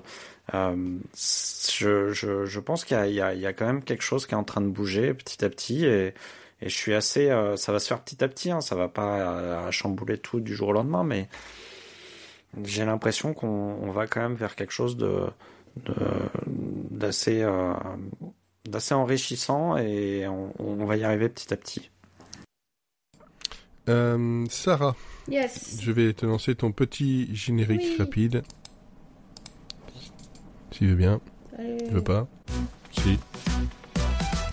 Parce que tu es là, tu vas pouvoir faire les news. Oui, c'est vrai, ça a été un peu compliqué. Je suis là et pourtant je me bats pour rester, hein, parce que là, je vous avoue que la connexion est un peu compliquée. Mais on va tenir le coup. On va commencer avec les news côté cinéma, puisque les BAFTA ont eu lieu ce week-end. Je crois que c'était d'ailleurs hier. La version british des Oscars, qui a récompensé la crème de la crème du cinéma, a commencé par The Brutalist et Conclave, qui ont été les deux grands gagnants de la cérémonie. Emilia Pérez, grand favori il y a encore quelques semaines, qui est au cœur de plusieurs polémiques, a remporté quant à lui 2 statuettes. Ils sont un petit peu attendus entre guillemets au tournant pour les Oscars. Grosse surprise pour Mickey Madison, qui a remporté le prix de la meilleure actrice pour son rôle dans Anora, notamment face à Demi Moore, qui était pourtant la grande favorite pour The Substance. Et The Substance, qui lui était favori, repart finalement avec une seule récompense pour la catégorie maquillage et coiffure. Moi, mon gagnant préféré, c'est Gromit, qui d'ailleurs était présent à la cérémonie. Si vous avez l'occasion d'aller voir les petites photos, on les voit avec un petit photocall tout mignon. Ils ont remporté 2 prix, dont celui du meilleur film d'animation. Et ils ont même eu droit à une statuette miniature, super mignonne, pour leur nouveau film qui est La Vengeance de je sais plus qui, sur Netflix, donc très sympa nonobstant. Des nouvelles du film, du projet Les Maîtres de l'Univers, vous savez, Musclor et compagnie, licence qui appartient à Mattel, et qui vraisemblablement est toujours prévu chez Amazon. Ah, c'était sur Netflix là jusqu'à maintenant. Et ben voilà, là c'est passé chez Amazon. Le tournage Et c'était très bon d'ailleurs. Moi, il me semble, je sais plus si j'en avais parlé dans le podcast ou pas, mais c'est. Oui, c'est très très bien. Mangez-en. C'est génial, franchement, j'avais kiffé moi. Mais en tout cas, le film, là, le tournage devrait commencer là, dans les semaines à venir. Ils ont une date de sortie prévue en 2026. C'est réalisé par Travis Knight, qui est l'ex-PDG de Laika, étonnant, et à qui on doit notamment Bumblebee. On y retrouvera notamment côté casting... Il l'est toujours, je crois, d'ailleurs. Il est toujours. Je sais pas ce que j'ai lu. Mais... non, il est toujours là, Travis Knight. En tant que PDG de Laika ? Je crois, hein. Il est pas... Ah, je sais pas. J'ai lu ex-PDG. Bon, écoutez, information à vérifier. Donc, côté casting, on y trouvera notamment Alison Brie qui va jouer Evelyn. Très joli nom. Camila Mendes en Tila. Idris Elba dans le rôle du maître d'armes. Mais aussi et surtout Nicolas Galitzine qui va jouer Musclor. Pour ceux qui le connaissent pas, c'est un des personnages principaux dans My Dear Fucking Prince, la série adaptée du livre. Et donc enfin, c'est Jared Leto qui incarnera Skeleton, je ne sais pas, on s'en fout. Non. Skeletor en plus. Skeletor, ouais, mais en fait c'est Jared Leto, donc lui ça sera Skeleton. Ouais. Et de toute façon, quand on connaît les adeptes, alors il y a beaucoup de bruit d'un coup, je ne sais pas d'où ça vient, mais quand on connaît l'arrivée d'un Jared dans les licences comme ça, comme on a pu le voir avec notamment Marvel chez Sony, ça présage rien de bon. On croise quand même les doigts. Une rétrospective de Darren Aronofsky va avoir lieu à la Cinémathèque du 2 au 9 avril. On va y fêter notamment les 25 ans de Requiem for a Dream qui, à cette occasion, va avoir droit à une nouvelle restauration en 4K UHD. Il y a plusieurs projections qui sont prévues dans plusieurs cinémas le 9 avril d'ailleurs pour ce film. Et c'est en simultané avec la sortie justement du Blu-ray 4K UHD. Alors qu'on sait tous que ces The Fountain sont pur chef-d'œuvre. Oui, mais c'est pas l'anniversaire de The Fountain, c'est l'anniversaire de Requiem for a Dream. Donc on se rattrape. Et si on veut faire une rétrospective, faisons une rétrospective avec The Fountain, oui, bordel. C'est prévu. Il y a plusieurs films qui vont passer à la Cinémathèque, mais il y a en tout cas aussi et je prends surtout mon abonnement. Requiem for a Dream. Donc ce sera en tout cas l'occasion de revoir Jared Leto et Jennifer Connelly se défoncer la gueule dans les moindres détails. On passe aux news séries. Les Anneaux de Pouvoir, la série Amazon Prime vient d'être renouvelée pour une saison 3. Après le succès de la seconde saison sortie l'été dernier, la série continue cartonner sur la plateforme. Succès mérité. Avec la confirmation de 7 suites. Désolée, à chaque fois ça coupe, c'est en décalé. Mais en tout cas, la saison 3 ne verra sûrement pas le jour avant 2026, donc il y a encore un petit peu de temps. Pour les fans de Twilight, un spin-off du film va sortir chez Amazon avec l'acteur Taylor Lautner qui jouait Jacob, l'amoureux, le deuxième amoureux de comment elle s'appelle, l'autre conne là, Bella, merci. Et donc il joue le loup-garou. J'ai honte. Et Taylor Lautner va jouer son propre rôle. Le projet va s'appeler Taylor Lautner Werewolf Hunter et va suivre les aventures de l'acteur qui apparemment s'avérerait être en fait un chasseur de loups-garous dans la vraie vie. C'est un peu méta, mais en tout cas... Quand j'ai lu ça, je me suis dit c'est tellement débile. Oui. C'est vraiment mon genre de stupide. Ouais, mais je pense qu'en fait ils ont cherché à avoir un rôle pour lui parce qu'il a rien fait après Twilight. Il se raccroche vraiment très difficilement, en tout cas sur les réseaux sociaux c'est le cas, à son personnage de Jacob. Donc ils lui promettent peut-être monts et merveilles. Il a essayé de faire des films d'action, mais enfin personne ne s'en souvient. Ça n'a pas marché. Bah ouais, mais t'imagines, ça fait 15 ans que t'es parti, tu reviens pour faire ça, franchement. C'est chaud. Mais après, le truc, c'est que ça va quand même marcher auprès des fans de Twilight qui sont toujours au rendez-vous. Du nouveau chez Drag Race avec l'annonce de l'arrivée de Shaim et de Loïc Prigent au jury de l'édition All Stars. Donc ils vont être aux côtés de Daphne Burki et Nicky Doll. Il n'y a pas encore de date de diffusion pour cette nouvelle saison. Première saison All Stars d'ailleurs je crois. Par contre il y a déjà une date pour la tournée, plusieurs dates même, puisque la tournée aura lieu du 10 au 13 septembre à la salle Playel à Paris. Et je crois que vous pouvez déjà prendre vos places pour les fans de Drag Race. Je suppose que c'est cet été. Hein. Oui, je pense tous les ans c'est en été, donc j'imagine que ça va être juste avant en plus la tournée, mais bon, sait-on jamais en cas de décalage. Côté jeux vidéo, le jeu de combat Hunter x Hunter Nen Impact a été daté au 17 juillet. Il y a une grosse bande-annonce qui est sortie aujourd'hui par l'éditeur qui du coup a dévoilé plein d'infos sur le jeu qui sera dispo en ligne, hors ligne, donc qui va ravir tous les fans de l'anime, du manga et donc du coup des jeux de combat de façon générale. Et par la même occasion, les précos viennent juste d'ouvrir pour le jeu. Toujours côté jeux vidéo, on a des nouvelles de l'adaptation au cinéma du jeu Just Cause, donc la licence qui est une des licences de jeu en monde ouvert qui est hyper drôle, pleine d'action. Il se serait trouvé un scénariste en la personne d'Aaron Rabin, à qui on doit la dernière saison de Jack Ryan entre autres, et qui vient aussi de finir d'écrire Nobody 2, le film d'action avec Bob Odenkirk. Les droits du jeu sont chez Universal, le studio compte bien sortir une version cinéma hyper action-packed survitaminée, donc en tout cas à suivre. Et enfin, une mauvaise nouvelle, puisqu'on a malheureusement appris le décès d'un des plus grands directeurs artistiques du jeu vidéo et de l'histoire du jeu vidéo, Victor Antonov. Oui. Oui, je disais, oui, mais ça a été un choc, quoi, parce qu'il est pas vieux du tout. Et puis, oui. Moi, j'aimais beaucoup son travail, quoi. Ouais, il était donc visionnaire derrière, derrière Half-Life 2 et Dishonored, et donc il est décédé à l'âge très jeune de 52 ans, ça a été annoncé sur les réseaux sociaux par ses anciens collègues. On passe du côté livre avec une polémique en ce moment. Le gagnant du concours a été aujourd'hui officiellement assigné en justice. Kamel Daoud est accusé d'avoir volé l'histoire dans son livre Ouris de Saada Arban, qui est rescapée d'une tentative d'égorgement, tout comme le personnage principal d'Ouris. Et cette femme serait d'ailleurs l'ex-patiente de la femme de l'écrivain.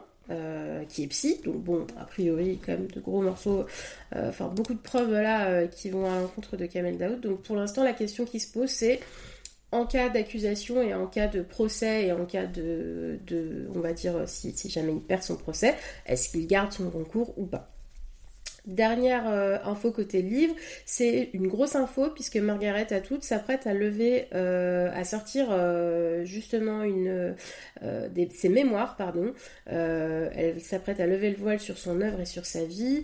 L'autrice de La Servante écarlate répond à la demande de sa maison d'édition et a prévu de plonger dans ses années bohèmes, dans ses amitiés et surtout bien sûr sa relation avec l'écrivain Graham Gibson, qui je crois d'ailleurs est son mari, tout en parlant évidemment bien sûr des bouleversements politiques qui ont jalonné son époque et son parcours.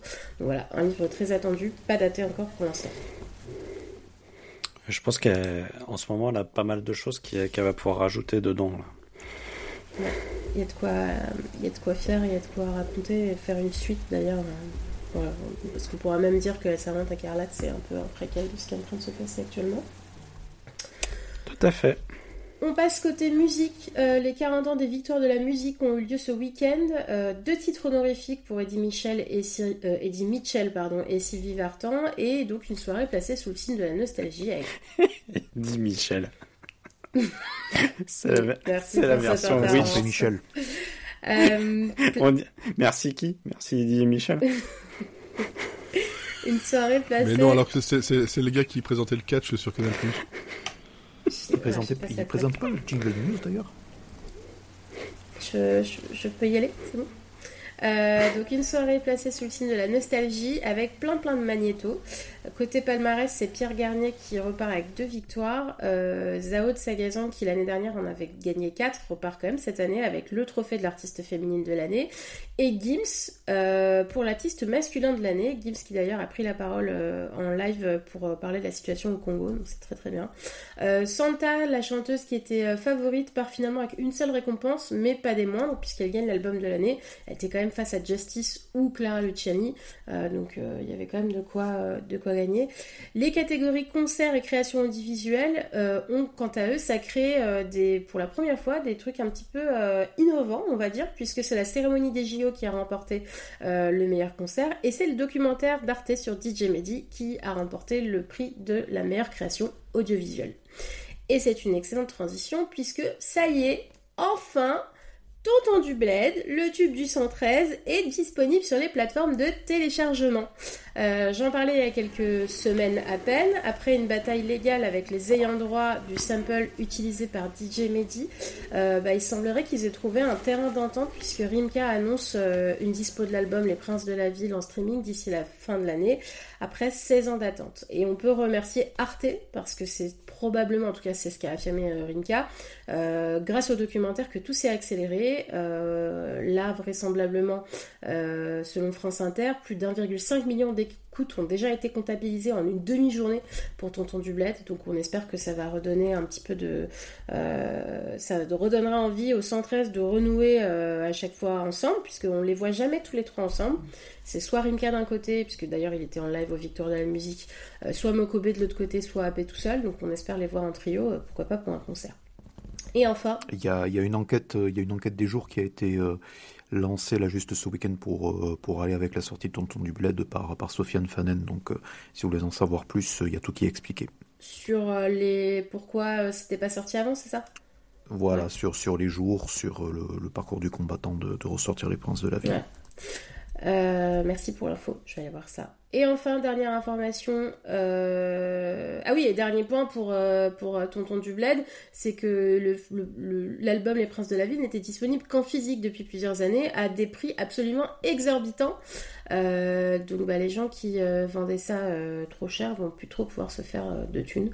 Voilà, petite info comme ça. C'est un happy ending, quoi. Exactement. Muse sera bientôt de retour avec un nouvel album en marge de leur tournée de cet été. Donc il faut savoir que cet été il y a Foo Fighters qui a annulé sa tournée européenne et donc Muse a décidé de lancer une tournée à leur tour, et ils vont notamment avoir un passage au Hellfest qui a été un peu décrié quand ça a été annoncé, hein. En tout cas, le groupe de rock britannique prépare son grand retour avec vraisemblablement un album pour 2026 avec les trois petits gars. Voilà pour les news, c'est tout pour moi, merci.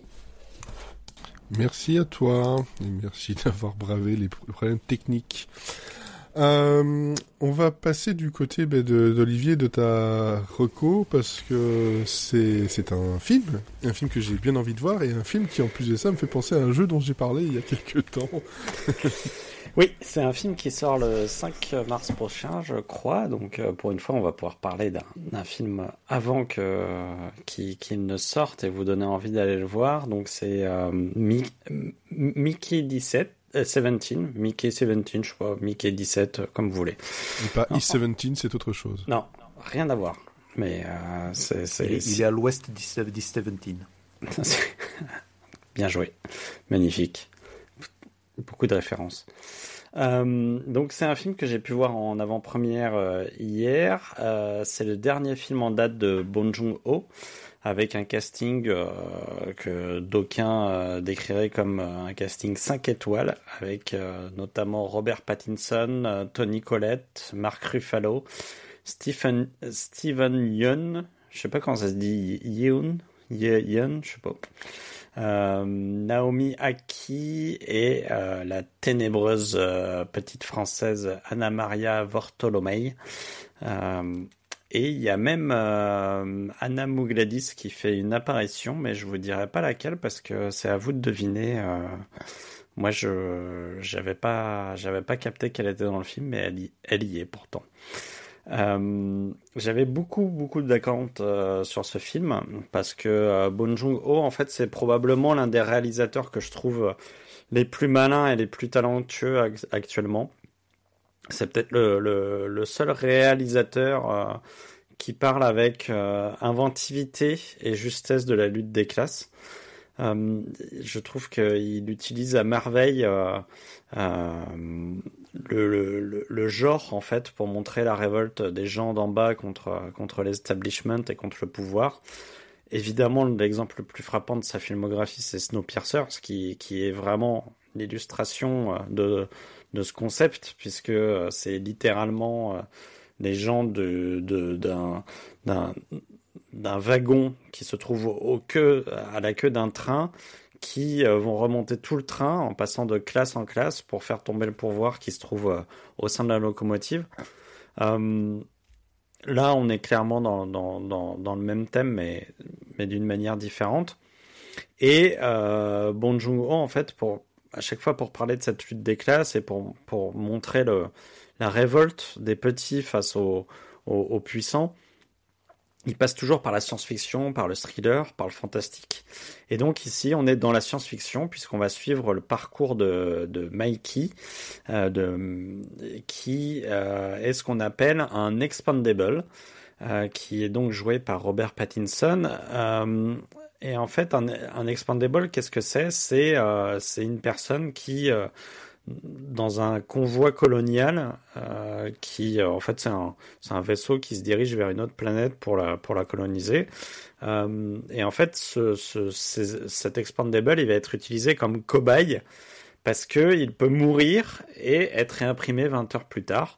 Donc en fait en gros c'est open bar sur lui, on peut tester les pires gaz mortels, on peut le faire se sacrifier pour qu'il répare le vaisseau, l'envoyer dans une mission suicide pour récupérer un spécimen des animaux qui peuplent la planète qu'ils vont coloniser, on peut lui faire manger n'importe quel aliment qu'on vient de créer, de toute façon on s'en fout, s'il meurt d'une intoxication, c'est pas grave. De toute façon, il renaît le lendemain, donc c'est fabuleux. On peut le torturer ad vitam aeternam. Du moment que c'est au nom de la science, tout va bien. Sauf que le problème, c'est qu'un jour, il est parti en mission, il est censé être mort, tout le monde pense qu'il est mort, donc on réimprime une nouvelle version de lui, sauf qu'en fait, il n'est pas mort. Et donc on se retrouve avec deux Mikey et ça commence à foutre le bordel dans cette société qui est dirigée par un espèce de fou furieux qui est interprété par Mark Ruffalo et qui est globalement soit adulé par certains partisans qui sont totalement fanatiques de lui, soit détesté par les autres qui se rendent compte de la toxicité évidente du personnage. Donc voilà, donc je vais pas tout vous spoiler, j'en ai peut-être déjà même trop dit, faut vraiment que vous découvriez tout cet univers par vous-même, mais sachez qu'en plus de ça, il va y avoir une histoire d'amour, une histoire d'amitié toxique, il va y avoir plein d'autres choses, enfin c'est vraiment ce film c'est vraiment un espèce de millefeuille très dense, qui part parfois dans tous les sens, mais qui malgré tout réussit à nous maintenir à flot au milieu d'un bordel, d'un sacré bordel malgré tout. C'est totalement foutraque, mais c'est aussi l'essence du film, c'est-à-dire que ça raconte l'histoire d'une société qui est foutraque. Ça peut gêner, ça peut, il y a vraiment les gens qui aiment les trucs très cartésiens. Ça va être compliqué pour vous, mais en même temps, c'est totalement le style de Bong Joon-ho qui est quelqu'un qui utilise beaucoup la farce et qui aime bien pousser un peu les potards pour dérégler la nouvelle génération de start-up, dirait, pour disrupter le genre. Sauf que la différence peut-être ici par rapport à ses précédents films, c'est que c'est encore plus poussé, je trouve. En fait, dès le début, on part dans le n'importe quoi. Dès le début, il nous impose un univers complètement loufoque. Alors que finalement dans beaucoup de ces films et je pense notamment à The Host ou Parasite, il instaure d'abord une ambiance, il crée les codes classiques du genre pour au final les faire complètement exploser et partir dans le n'importe quoi. Donc on a d'abord quelque chose qui permet de s'ancrer et après il explose le truc. Alors que là honnêtement, ça part dès le début. Ça part comme un boulet de canon inarrêtable et en fait, il prend pas du tout la peine de s'arrêter en chemin pour laisser revenir les retardataires. Donc voilà, faut s'accrocher. C'est un film qui est très. C'est un film qui a un style et qui l'assume jusqu'au bout. On s'en prend plein les mirettes, on est parfois un peu perdu et je dois le dire, je pense que il va me falloir peut-être 1 ou 2 visionnages supplémentaires pour saisir complètement les nuances et les idées du film, mais au final je trouve ça tellement rafraîchissant et surtout tellement agréable de voir en fait quelque chose que j'ai vu nulle part ailleurs en fait. C'est un concept qui est totalement...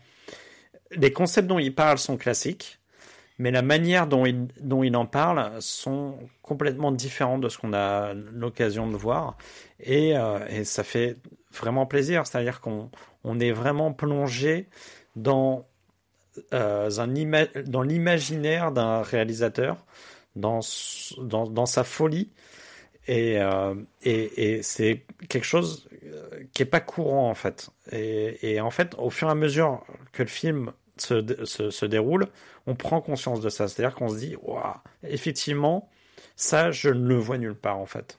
Cette capacité de gérer un tel bordel organisé, c'est quelque chose de propre à Bong Joon-ho, et c'est quelque chose qu'on ne verra pas chez un autre réalisateur. Mais ça fonctionne parce que Bong Joon-ho est un très bon faiseur de cinéma. C'est un réalisateur qui est d'une grande qualité, qui est très intelligent, qui a une vraie vision. Chaque plan est pensé, chaque plan est construit, et ce qui fait que... Et surtout, c'est un réalisateur, je pense, qui a une vraie vision du mouvement, qui a une vraie vision du cinéma. Et du coup, chaque scène d'action, c'est un vrai régal. Enfin, vraiment, le rythme est parfaitement géré. On s'ennuie pas une seconde. Et moi, enfin, vraiment, je retrouve le même plaisir de cinéma, le même... je retrouve quelque chose de très vivant que je retrouvais dans les grands films d'action, les grands films de SF des années 90. Il va pas chercher à révolutionner son film, mais par contre, il va faire en sorte que chaque action soit lisible. Il va faire en sorte que chaque image ait du sens, et que chaque image procure un vrai plaisir de cinéma. Donc, et c'est un film, franchement, on se dit, pendant qu'on le regarde, on se dit, ah ouais, j'ai quand même bien fait d'aller le voir au cinéma, quoi. Ça, c'est du pur cinéma, c'est ce que j'ai envie de voir en salle.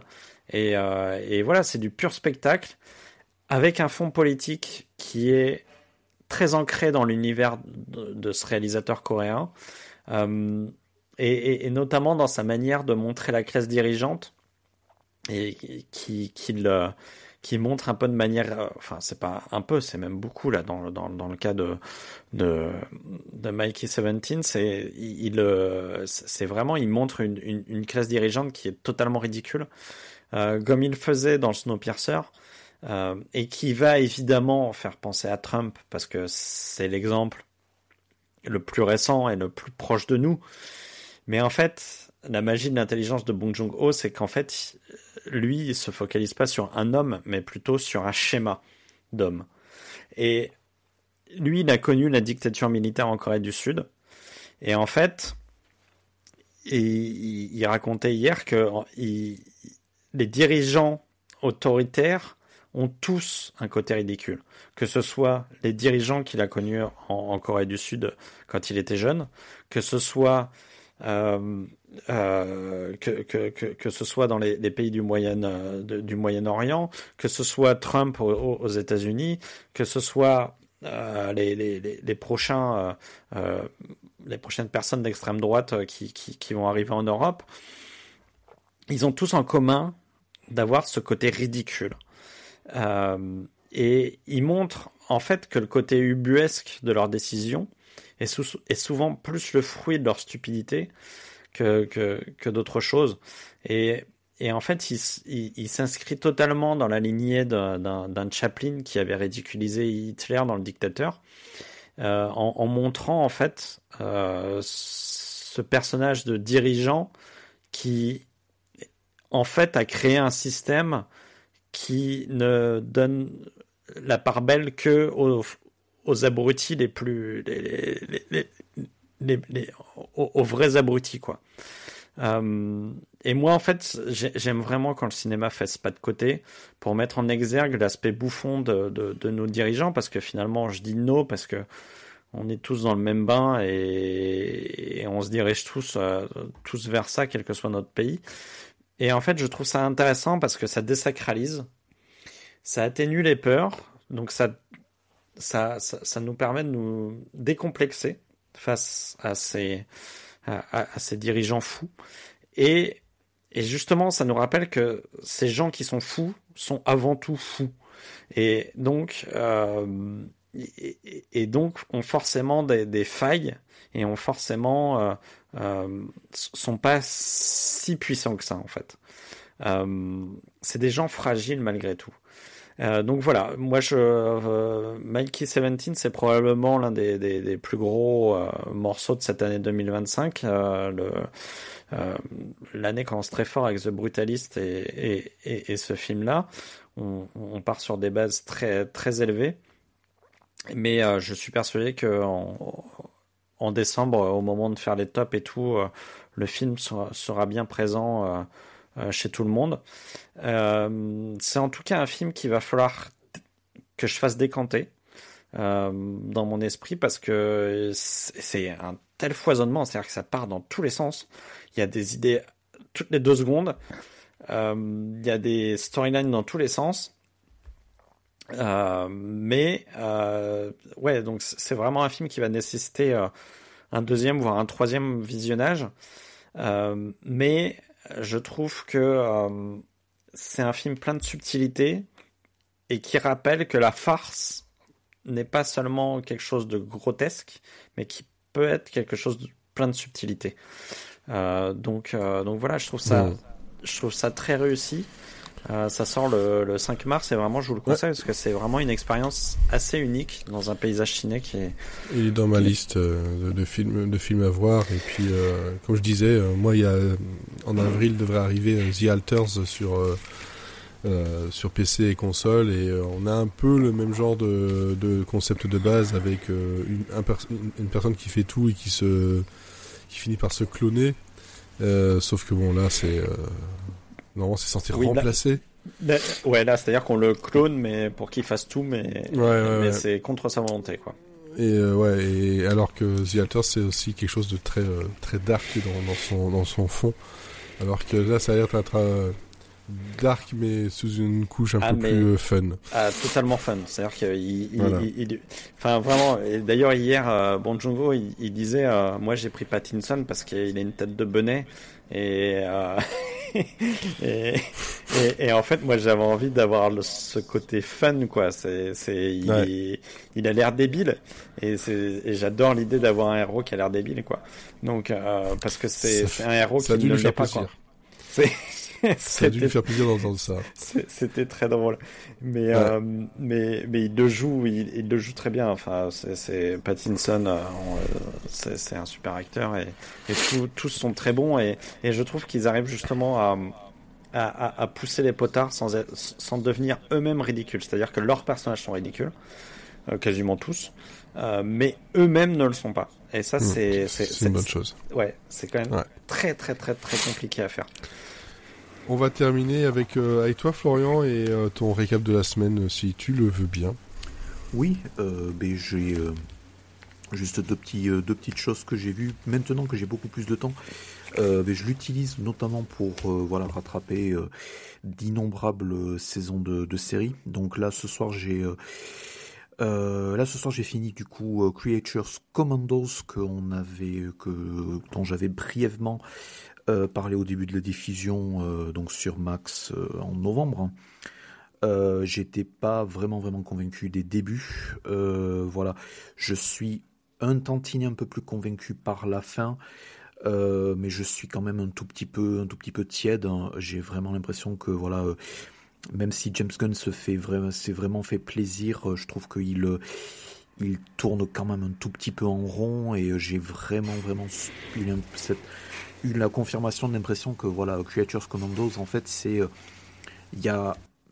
très très extrême dans la représentation de l'ultra violence et la représentation aussi d'une bande de personnes d'une bande de personnes qui sont très bien définis, mais qui ont des traumatismes en fait vraiment très très lourds, desquels ils ne peuvent vraiment pas sortir.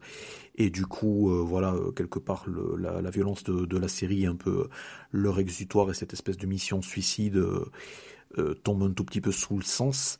Le truc avec ça, c'est que j'ai pas vraiment envie de voir une saison 2, et ce que je regrette le plus, c'est que certains des personnages, étant donné qu'ils ont beaucoup de flashbacks, étant pas mal développés suivant les épisodes, je pense que le plus gros défaut de la série, c'est de ne pas avoir été jusqu'aux 13 épisodes pour vraiment donner le plus de dynamique de groupe, plus vraiment de moments de respiration, de personnages, etc. Et là, sur cet épisode, on était vraiment sur une dynamique. Le flashback pour savoir d'où vient ce personnage, quelles sont ses blessures, quels sont ses traumatismes, et de retour en fait à l'intrigue principale. En fait, à la 18e, 20e minute, en fait, on a des explosions de crâne et des déchiquettements de corps dans tous les sens. Et wash, rinse, repeat. Donc on répète la formule. Et j'ai vraiment l'impression que ça tournait un tout petit peu à vide. J'ai absolument rien contre le gore. Je trouve par contre que la BO, en fait, avec pas mal de rock des Balkans, pas mal de choses folk un tout petit peu, ça c'est vraiment le point le plus, je pense le plus singulier de la série, parce qu'il y a quasiment aucune série américaine qui utilise ce genre de musique pour mettre en scène ces scènes d'action. Donc ça, c'était un tout petit peu la singularité. Même si ça faisait un tout petit peu trop folklore et un tout petit peu trop pittoresque sur la longue. Mais voilà, Creature Commandos, je suis pas vraiment convaincu. Et j'ai aussi je vais continuer dans les prochaines semaines, je suis à peu près certain. Je rattrape petit à petit, ça c'est le projet de toute une vie, vu la longueur de la série. On atteint les 600 épisodes bientôt. C'est fou quand même. Ouais, 36 saisons. Et parce que dans la différence générale maintenant. Ouais. Donc la saison 14 des Simpsons, qui a été diffusée en 2003, donc l'année où j'ai eu mon bac, donc ça ne rajeunit pas. Et j'ai un tout petit peu en général là j'ai fait une grosse majorité des visionnages et des revisionnages, hein, mais surtout des visionnages pour la première fois, parce que voilà, j'ai pas vu trop la diffusion Canal+ avec les DVD. Donc là j'avais les DVD des 12 premières saisons, donc j'ai tout saigné. Et là je suis à la saison 14. Et j'avais, pour une raison dont je me souviens plus, j'avais vu les saisons 18 et 19 il y a quelques années. En fait, je me les étais enfilés, que j'avais trouvé très très médiocres. Donc c'est les saisons qui sont juste avant le film. Du coup je les avais vus donc un tout petit peu à la suite, et je me disais oulala, si en saison 18-19 la série ça ressemble à ça, franchement c'est une grosse catastrophe. Donc là j'avance un tout petit peu dans la série, et je trouve que la saison 14 a beaucoup de bons concepts, a toujours beaucoup de bonnes histoires, mais je vois aussi pourquoi il y a énormément de critiques. C'est que en 2003, ils étaient diffusés, je crois que ça venait de se faire annuler, ils étaient diffusés en même temps que Family Guy, que les Griffins, qui a son propre réservoir de vannes, son propre rythme. Et je pense très très sincèrement que les producteurs ont eu une pression de malade de la Fox et potentiellement des fans de faire une avalanche de vannes à la Family Guy, ce qui veut dire que systématiquement dans les 7 premières minutes de chaque épisode, tu as plein de vannes qui sont balancées comme ça à droite à gauche au milieu, il y a toujours un petit prétexte, mais c'est vraiment c'est un énorme foisonnement, et du coup ça rend la série un tout petit peu plus cheap. Et ce qui est très très dommage, c'est que là voilà, parmi les derniers épisodes que j'ai vus, il y a un épisode où Marge en fait se fait agresser et devient agoraphobe, hein, et en fait et comme elle est enfermée chez elle, en fait elle se met à la gym, et du coup la fin de l'épisode c'est Marge sous stéroïdes en fait qui qui ont des accès de rage, etc., et qui balancent tout le monde dans le bar de mots. Et en fait, la manière dont, si tu veux, l'agression de Marge et le côté agoraphobie, un tout petit peu la compréhension de sa famille, il y a beaucoup de choses qui sont plutôt très bien amenées, très bien gérées. Il y a des choses qui sont traitées assez respectueusement et qui voient un tout petit peu à quel point voilà la série est souvent très très à droite et à des scénaristes qui savent vraiment comment raconter des histoires avec ces personnages-là. Et il y a d'autres épisodes en fait où c'est vraiment voilà, on rame des guest stars et on fait un truc qui a absolument aucun sens et on balance des vannes et à la semaine prochaine si vous voulez avoir une véritable histoire. Donc ça participe un peu à l'inégalité. Je sais pas ce que ça va donner sur les saisons 15, 16, 17 parce que voilà, ça correspondait un tout petit peu à la période où vraiment les fans des Simpsons commençaient à un tout petit peu soit déserter la série, soit commencer à dire ouais bon franchement c'est vraiment devenu de la merde en fait. Bon voilà, et donc depuis 20-25 ans on a toujours un tout petit peu cette même chorale. Hein. Mais moi je trouve que la saison 14 pour l'instant a des meilleures surprises hein, que ce à quoi je pouvais m'attendre. Voilà, il y a des choses qui restent quand même assez drôles hein, sans faire dans le gag factice. Donc je vais voir où ça va sur les saisons 15, 16, 17. Eh ben quel boulot en tout cas de tout rattraper. Moi j'ai vraiment pas le courage. Donc on termine cet épisode. Aussi, hein. Ouais bah ça fait longtemps. On termine cet épisode 22 avec donc du cinéma, de la lecture, de la série et des jeux. Pas trop de musique cette fois-ci, mais peut-être les prochaines fois. En tout cas, merci à vous quatre de m'avoir accompagné pour cet épisode. On vous donne rendez-vous sur les réseaux sociaux que sont Instagram, Blue Sky et c'est déjà pas mal parce que globalement les autres on n'est pas vraiment dessus. N'hésitez pas à laisser des commentaires, à vous abonner, à venir nous voir en live sur Twitch et sur YouTube. Et on vous donne en tout cas rendez-vous la semaine prochaine. Entre-temps, on vous souhaite de bonne culture, une bonne nuit, une bonne semaine et surtout... Bonne journée.